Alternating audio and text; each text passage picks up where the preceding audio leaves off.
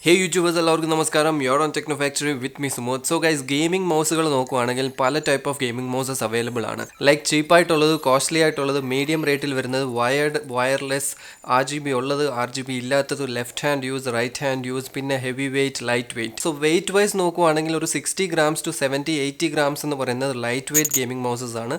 അതേപോലെ തന്നെ ഒരു 100 grams തൊട്ട് 120 grams വരെ പോകുന്ന ഗെയിമിംഗ് മൗസുകളെ കുറച്ച് ഹെവി വെയിറ്റ് ഉള്ള ഗെയിമിംഗ് മൗസസ് എന്ന് പറയും. പക്ഷേ ഇപ്പോഴത്തെ ഒരു പുതിയ ട്രെൻഡാണ് ultra light weight gaming mouses. അതായത് 60 ഗ്രാംസിന് താഴെയുള്ള ഗെയിമിംഗ് മൗസസിനെയാണ് നമ്മൾ അൾട്രാലൈറ്റ് കാറ്റഗറിയിൽ പെടുത്തുന്നത്. സോ ഇതുപോലത്തെ ഒരു അൾട്രാലൈറ്റ് ഗെയിമിംഗ് മൗസിൻ്റെ അൺബോക്സിങ്ങും റിവ്യൂ ആണ് ഇന്ന് നമ്മൾ ചെയ്യാൻ പോകുന്നത്. സോ ഇതാണ് നമ്മൾ അൺബോക്സിങ്ങും റിവ്യൂ ചെയ്യാൻ പോകുന്ന കൂളർമാസ്റ്ററിൻ്റെ MM710 അൾട്രാലൈറ്റ് ഗെയിമിംഗ് മൗസ്. തുടങ്ങാം.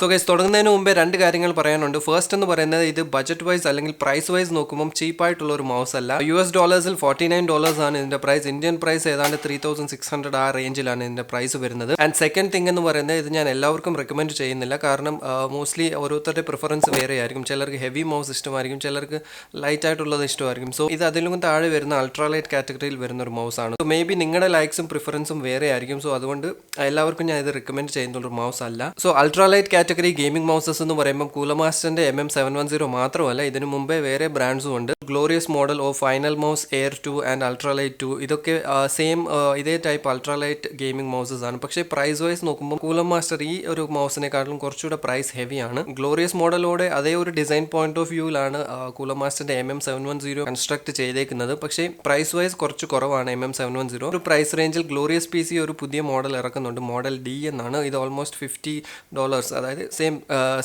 സെയിം കൂളർമാസ്റ്ററിന്റെ അതേ പ്രൈസിൽ ഇറക്കാനാണ് അവർ പ്ലാൻ ചെയ്യുന്നത്. സോ മാർക്കറ്റിൽ ഇപ്പോൾ ഉള്ള അൾട്രാലൈറ്റ് വെയിറ്റ് ഗെയിമിംഗ് മൗസസിൽ നോക്കുമ്പം കൂളർമാസ്റ്ററിന്റെ MM710 ചീപ്പായിട്ടാണ് അവൈലബിൾ. കൂളർമാസ്റ്റർ MM710ന്റെ ഒഫീഷ്യൽ വെയിറ്റ് ബോക്സിൽ പറഞ്ഞേക്കുന്നത് 53 grams ആണ്. പക്ഷെ നമ്മളിത് ടെസ്റ്റ് ചെയ്ത് നോക്കിയപ്പം 55 to 56 ആ ഒരു റേഞ്ചിലാണ് വരുന്നത്. ലൈറ്റ് വെയിറ്റ് ആയതുകൊണ്ട് തന്നെ ഏറ്റവും പ്രധാനമായിട്ട് നോക്കേണ്ടത് ഇതിന്റെ ഡിസൈനും ബിൽഡ് ക്വാളിറ്റിയാണ്. ഈ മൗസിന്റെ കൺസ്ട്രക്ഷൻ ചെയ്തേക്കുന്നത് ലൈറ്റ് വെയിറ്റ് ആയിട്ടുള്ള ഹാർഡ് ആൻഡ് പ്ലാസ്റ്റിക് മെറ്റീരിയൽ കൊണ്ടാണ്. വെയിറ്റ് കുറവാണ്, പക്ഷേ ഡ്യൂറബിലിറ്റി സ്ട്രോങ് ആണ് ഈ മെറ്റീരിയലിന്റെ. ലൈറ്റ് വെയിറ്റ് ആണ്, പക്ഷേ എന്നാൽ പോലും നമുക്ക് നല്ല റിജിഡ് ഫീലിംഗ് ആണ് തരുന്നത്. ബിൽഡ് ക്വാളിറ്റി നോക്കിക്കഴിഞ്ഞാൽ സുപ്പീരിയർ ആയിട്ടുള്ള ഒരു ബിൽഡ് ക്വാളിറ്റി തന്നെയാണ് നമുക്ക് കാണാൻ പറ്റുന്നത്. ഈവൻ ഇതിന്റെ കേബിൾ നോക്കിക്കഴിഞ്ഞാലും അൾട്രാലൈറ്റ് മെറ്റീരിയൽ ആയ അൾട്രാലൈറ്റ് വേവ് കേബിൾ വെച്ചാണ്, ബ്രേഡഡ് കേബിൾ ആണ് ചെയ്തേക്കുന്നത്. നല്ല ലൈറ്റ് വെയിറ്റ് മെറ്റീരിയൽ ആണ്, അതേപോലെ തന്നെ നല്ലപോലെ ഫ്ലെക്സ് ആകുന്ന കേബിൾ ആണ്. കേബിൾ കാരണം നമുക്ക് യാതൊരു ടൈപ്പ് ഓഫ് ഡിസ്കംഫർട്ടും ഫീൽ ചെയ്യത്തില്ല. സുപ്പീരിയർ നല്ല പ്രീമിയം ആയിട്ടുള്ള കേബിൾ തന്നെയാണ് യൂസ് ചെയ്തേക്കുന്നത്. കേബിളിന്റെ ഒരു എൻഡ് നോക്കിക്കഴിഞ്ഞാൽ കണക്ഷന് വേണ്ടി USB പോർട്ട് ആണ് കൊടുത്തേക്കുന്നത്. മൗസിന്റെ ഓവറോൾ വെയിറ്റ് കുറയ്ക്കാൻ വേണ്ടി മൗസിന്റെ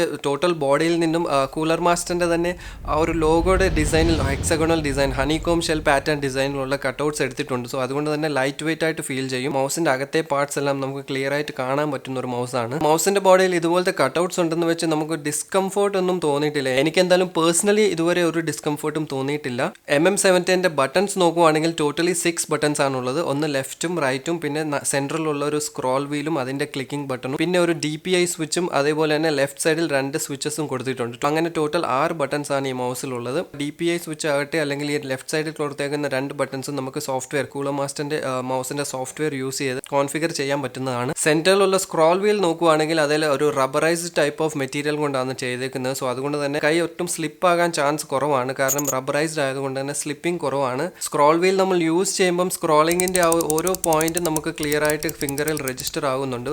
കുറച്ച് അത് കുറച്ച് സൗണ്ട് പ്രൊഡ്യൂസ് ചെയ്യുന്നുണ്ടെങ്കിലും അത്ര ലൗഡൊന്നുമല്ല, പക്ഷേ നല്ല ക്ലിക്കി ആയിട്ടുള്ള ടാക്ടൈൽ ഫീലിംഗ് ആണ് തരുന്നത്. ഈവൻ സ്ക്രോൾ വീലിൻ്റെ ക്ലിക്കിംഗ് സൗണ്ട് നോക്കിക്കഴിഞ്ഞാലും നല്ല പ്ലെസൻ്റ് ആയിട്ടുള്ള സൗണ്ട് തന്നെയാണ്. അത്ര ലൗഡൊന്നുമല്ല, നല്ല സോഫ്റ്റ് ആയിട്ടുള്ള നല്ല ക്ലിക്കി സൗണ്ടാണ്. MM710 ബോഡി നോക്കുവാണെങ്കിൽ ഒരു ഓവറോൾ ടെക്സ്ചേർഡ് മാറ്റ് ഫിനിഷ് ആണ് കൊടുത്തേക്കുന്നത്, ഗ്ലോസി അല്ല. ഇതിൻ്റെ തന്നെ ഗ്ലോസി വേർഷൻ വേണമെങ്കിൽ വേറെ അവൈലബിൾ ആണ്. ഇപ്പം എൻ്റെ കയ്യിലിരിക്കുന്നത് കുറച്ചുകൂടി മാറ്റ് ബ്ലാക്ക് ആൻഡ് ടെക്സ്ചേർഡ് വേർഷൻ ആണ്. ടെക്സ്ചേർഡ് ഫിനിഷ് ഉള്ളത് കൊണ്ട് തന്നെ നമ്മുടെ കയ്യിന് സ്ലിപ്പ് ആകുമെന്ന് പേടിക്കേണ്ട ആവശ്യമില്ല. അതേപോലെ തന്നെ കയ്യിൽ വേർപ്പ് സ്വെറ്റ് ആകുന്നവരുണ്ടെങ്കിൽ നല്ല ഗ്രിപ്പ് തന്നെയായിരിക്കും. കാരണം ഗ്ലോസി ആണെങ്കിൽ കുറച്ചുകൂടെ സ്ലിപ്പറി ആയിരിക്കും. പക്ഷേ ഇത് കുറച്ച് ടെക്സ്ചേർഡ് ആയതുകൊണ്ട് തന്നെ ഇൻ കേസ് നിങ്ങളുടെ കൈ വേർക്കുന്ന ടൈപ്പ് ഒക്കെ ആണെങ്കിൽ കുറച്ച് ഗ്രിപ്പ് കിട്ടുന്ന രീതിയിലുള്ള ഒരു ടെക്സ്ചേർഡ് ഫിനിഷാണ് കൊടുത്തേക്കുന്നത്.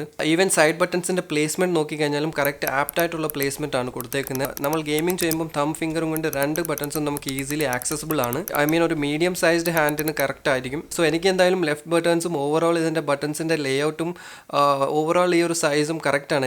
എൻ്റെ കൈയുടെ സൈസിന് നോക്കിക്കഴിഞ്ഞാൽ കറക്റ്റാണ്. മൗസിൻ്റെ ബോട്ടം സൈഡ് നോക്കുവാണെങ്കിൽ PTFE പോളിമർ ടൈപ്പ് ഫീറ്റ് ആണ് കൊടുത്തേക്കുന്നത്. വൈറ്റ് കളറിലാണ്, കോൺട്രാസ്റ്റിംഗ് കളർ വൈറ്റിലാണ് കൊടുത്തേക്കുന്നത്.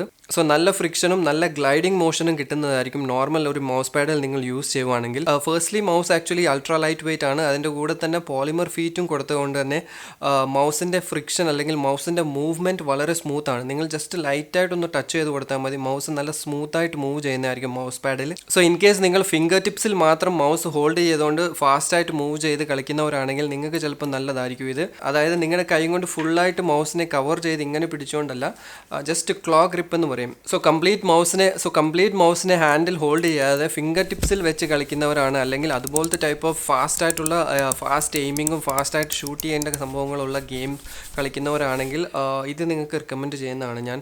നിങ്ങൾക്ക് തീർച്ചയായിട്ടും ഇത് ഇഷ്ടപ്പെടും. കാരണം അത്രയ്ക്ക് ലൈറ്റ് വെയിറ്റ് ആണ്, ഫിംഗർ ടിപ്സിൽ ഈസി ആയിട്ട് നമുക്ക് മൂവ് ചെയ്യാൻ പറ്റുന്ന ഒരു മൗസാണ്. അൾട്രാലൈറ്റ് മൗസ് ആയതുകൊണ്ട് തന്നെ ഇതുപോലത്തെ ഗെയിമിന് കുറച്ചുകൂടെ ബെനിഫിഷ്യൽ ആയിരിക്കും. കുറച്ചുകൂടെ ഫാസ്റ്റായിട്ട് എയിം ചെയ്യാനും ഫാസ്റ്റായിട്ട് മൗസിൻ്റെ മൂവ്മെൻറ്റ്സ് കൊടുക്കാനും നിങ്ങളുടെ ക്യാരക്ടറിനെ മൂവ് ചെയ്യാനും അല്ലെങ്കിൽ എയിമിങ് പെട്ടെന്നൊക്കെ ചെയ്യാൻ വേണ്ടി കറക്റ്റായിട്ട് പെട്ടെന്ന് ഫാസ്റ്റ് ഗ്ലൈഡിങ്ങിനൊക്കെ യൂസ് ചെയ്യാവുന്ന ഒരു നല്ല മൗസാണിത്. മൗസിൻ്റെ ക്ലിക്ക് റേറ്റിംഗ് നോക്കിക്കഴിഞ്ഞാൽ CoolerMaster പറയുന്നത് 20 മില്യൺ ക്ലിക്സ് ആണ്. കാരണം ഇതിൽ യൂസ് ചെയ്തേക്കുന്ന ഹൈ ക്വാളിറ്റി ഓംറോൺ സ്വിച്ചസ് ആണ്.